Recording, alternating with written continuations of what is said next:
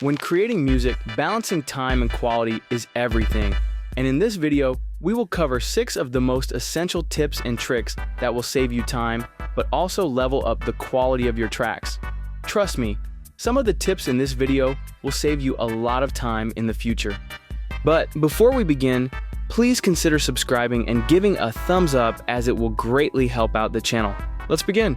Reverb automations. Reverb automations are really important in order to create wetness and dynamics in your track. To create a reverb automation, start by opening Fruity Reverb. Turn the low cut up, then turn up the decay, and also the wetness. Right-click on Mix and click Create Automation Clip. On the timeline, you will now get this automation clip that you can tweak to your liking. Now, this might become a bit tedious. Fortunately, there's an even easier way of doing it. Open Fruity Peak Controller. Make sure it's above your other effects. Click Link to Controller. Select Peak and also click Inverted. As you can see, the reverb mix now ducks away when the sound plays. And all we gotta do is just tweak the peak controller. Linking automation clips. Let's say I wanted to low cut only the bass and the lead in this track. I'd start by creating an automation clip for the lead with a low cut on it.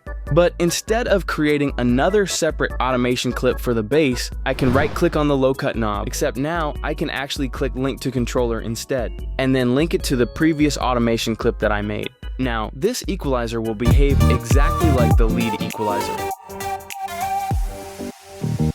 Shaping automation clips. So, I have a vocal here that I'd like some sort of volume stutter effect on. I can do that by creating an automation clip on Fruity Balance. Then, create 2 points. And on the second one, click on Wave. This will change your automation clip into a wave shape.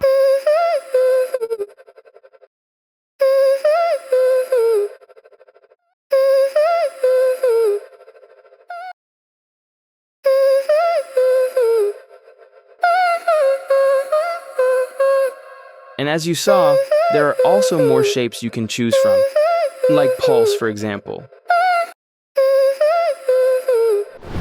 This is also possible in gross beat, actually, where you even have more options. How to automate knobs within a synth. Let's say I wanted to automate this cutoff knob. How could you do that? All you gotta do is just turn the knob a little, and then click on this button. Then just create an automation clip like normal.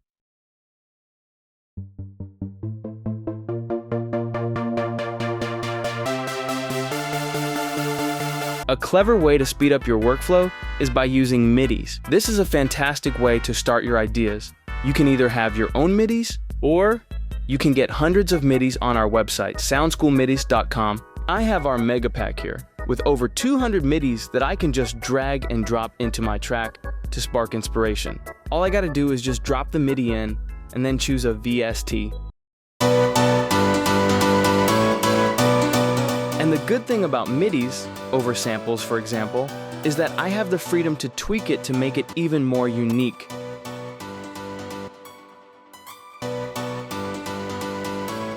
And if you're not the MIDI pack type, then we also sell individual MIDIs on our site.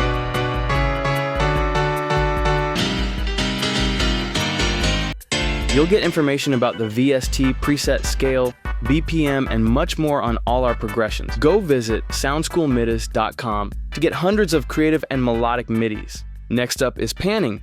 Here is how you can use Fruity Pan-O-Matic to do that automatically. Let's say you have a percussion that you want to pan dynamically throughout the track.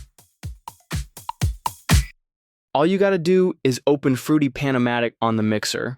Then select Pan. Amount controls how wide you want it to pan, and Speed controls the speed at which the sound will pan. You can see it visually here. And also, make sure you have some stereo on your mixer channel. Have you ever wanted your automation clip to remain on the same setting before changing? It's almost impossible to get it on the exact same point as the previous one. Instead, you can right-click on the first one, then press Copy Value. Then, create the second point and click Paste Value, and now it's on the same level. And as a little bonus tip, if you hold Shift while moving the point, it will remain on the same level. There you go. Hope you enjoyed the video. See you in the next one.